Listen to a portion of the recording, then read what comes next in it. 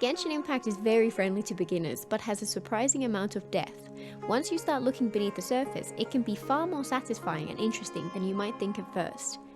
In this video, I'll talk about some important pieces of advice around characters and leveling, which often surprise people who ask for help in my community. First, let's look at characters in general. If possible, focus on a small number of characters first instead of leveling many. I received this advice early on and promptly ignored it. I built as many characters as possible because one of the things I enjoyed the most was trying out all the different playstyles and experimenting with different combinations. This was a mistake. As I progressed, spreading my resources across all my characters resulted in my teams being severely underleveled. Combat got harder, and I had trouble completing some of the more difficult events, missing out on some very good rewards as a result. Some might enjoy that increased difficulty level, but for me it was just frustrating. A better approach would have been to pick a couple of main characters to invest in more intensely, plus build 2 to 4 or at most 6 support characters to a middling level at most to round out their teams. This would have resulted in a smoother difficulty curve, more rewards and faster progression.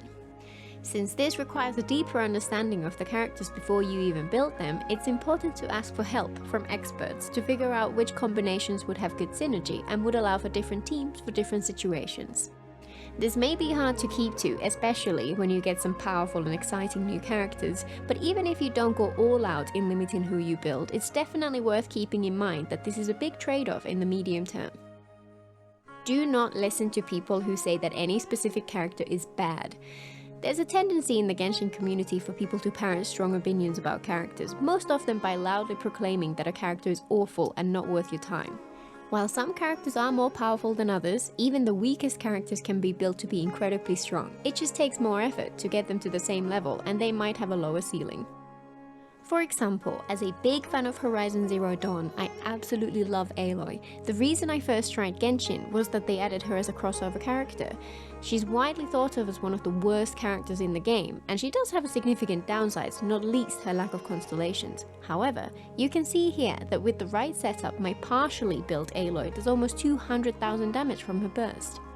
When built and used correctly, every character in the game can be extremely powerful. Build the characters you enjoy and ignore the haters. It's also important to be aware that your own impressions of a character can be misleading. For example, it's common for people to try out Sucrose and feel that her attacks are fairly flimsy and she doesn't really do much for the team. However, this is not because she's a weak character, it's because her purpose in a team is not immediately obvious when trying her out. Sucrose provides two things, support and crowd control. For support, she gives a huge buff to your other characters' reactions, so even if she doesn't do a lot herself, with her in the team, you'll do a lot more damage overall. And never underestimate how useful crowd control can be. Knocking your enemies off their feet and sucking them up into a group so you can hit them all at once is an extremely effective skill. If you're ever underwhelmed by a character, make sure you found out what their intended role is and ask other people how they use them. You might be surprised how powerful they really are. Next, some more tips about leveling up and character strength. Genshin has a large number of different leveling systems, which can make it confusing to talk to other players when you're just starting out. A little knowledge goes a long way here, so let's cover the basics. The most important level is known as your adventure rank, often called AR. This is your overall account level and determines what content you have access to, how strong the enemies in your world are, and so on. For example, co-op mode unlocks after you reach AR 16. If someone asks you, what level are you? This is likely what they're asking about. You can check your adventure rank by opening the Paimon menu. It's listed near the top. You gain AR experience points by completing quests, opening chests, or doing other things in-game. The second most important leveling system is everything related to your characters. The strength of your characters is determined by a combination of several leveling systems. This includes 3 different systems for each character, 2 systems for their weapon, plus the artifact equipment system, which is complex in its own right. I'm planning a video to explore this in more detail in a comprehensible way, but for most conversations, just being aware that multiple character leveling systems exist can make a huge difference. There are also various other leveling systems of lesser importance, which are typically a lot less involved, and which you can largely ignore until you feel like trying out that part of the game. To give a couple of examples, both the Serenity Teapot and Trading Card Game have their own leveling systems, but can be completely ignored without putting you at any kind of disadvantage if you're not interested in them. Early on, it can be hard to get a grasp for what the different AR levels mean. As a rough guide, you can think of anything up to AR 30 as beginner, 30 to 45 as medium, 45 to 55 as advanced, and 55 or above as expert. The max AR is currently level 60, which takes well over a year to reach. People often notice a difficulty spike at around AR 30, followed by a steady increase from 30 to 45, and then for it to flatten out and eventually get noticeably easier as you progress past this point. I suspect this is in large part due to the people not fully understanding the character leveling systems until much later on. I recently created a second account so I could re-experience the early game to get a better perspective for these videos, and one thing which stood out was just how different the difficulty curve has felt now that I know what I'm doing. This time around, I did a fair few things differently. For example, I focused on building a smaller number of characters, as I mentioned earlier, and coupled with my better understanding of character levels, it has been a much smoother experience. If you ever start to feel like things are getting too difficult, that's a clear signal that you should reach out for help, since it's likely that we could quickly turn that around and make things fun for you again.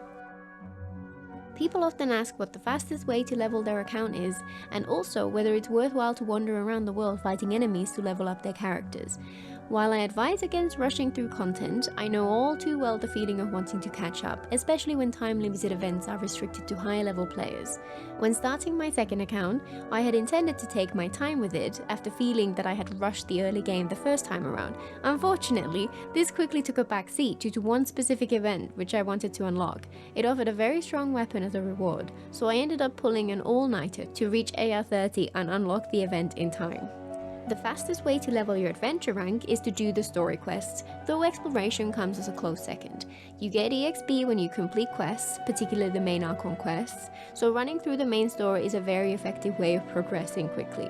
You also get EXP whenever you open a chest, when you complete your dailies, and when you spend your rezzing, so doing all of these things will contribute to leveling your account in the end. As for fighting enemies in the overworld to level your characters, unfortunately this gives you very little character level experience compared to how much you need for leveling. It's still worthwhile to fight everything you come across just to collect the materials they drop, but once they're past the first couple of hours of gameplay, you're going to have to rely on EXP book items almost exclusively for actually leveling your characters. Either way, it's best to keep in mind the immortal words, journey before destination. In my experience, people who focus too much on maxing everything out as soon as possible end up feeling unsatisfied with their experience, while those who take their time and care more about enjoying the journey end up feeling like their time was well spent. Higher level players talk about artifacts a lot, but there's very little talk about how to approach them in early game. One of the most important facets of a character's build is their artifacts.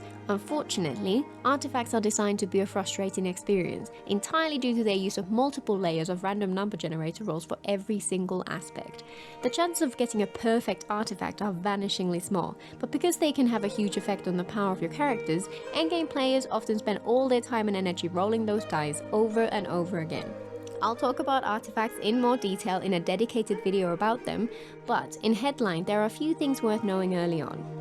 First is that you should focus on the artifact's main stats first, and then their substats, and only then their set. People often get that wrong way around first, which results in the characters being underwhelming while they're figuring this out. Second is that one of the most beneficial stats to aim for early on is energy recharge. In late game, ER remains highly valuable, but early on it's something that your characters will sorely need. Leaning towards increasing your character's ER will allow them to use their burst far more often, greatly increasing their strength of your teams and also making for much more entertaining and varied gameplay. Third is that even in early game, it is actually worth leveling your artifacts. You level your artifacts by merging unwanted artifacts into one you want to level, with the added cost of a lot of Mora, so people often assume that you should wait until you have endgame ready artifacts before starting to do this. However, when merging an artifact which has already been leveled into another, you only lose 10% of the EXP and you don't have to re-spend all the Mora, so it is in fact worth leveling up your early game artifacts when you're using them. Once you reach the late game and have suitable replacements, you can then use your earlier artifacts to fuel your better ones. This will greatly increase the power of your characters and is one of the reasons my experience with my second account has been far smoother than my first one. Artifacts have a lot of layers and are a never-ending journey, so they take up a lot of Genshin community's focus. It's a good idea to get started with them early on, but at the same time, don't get too concerned if you find them confusing, and instead stick to the basics I've just outlined. You can always come back to them later on and improve them. And as I've said previously, the most important thing to focus on is to have fun. It's easy to get sucked into Genshin grind, and to spend all your time focusing on min-maxing your characters until you lose the joy of playing this game. While it can be satisfying to dive deeper and understand more about how the game works, it's important to remember that you should only feel the need to take it as far as you want to. For those of you who do want to go a little further, but find the jargon and math which a lot of Genshin theory crafters use hard to get past, I'm working on a series of videos which explain each of these points and more in detail, aimed at being easier to understand for more casual players. Make sure you subscribe if that sounds like something you'd enjoy.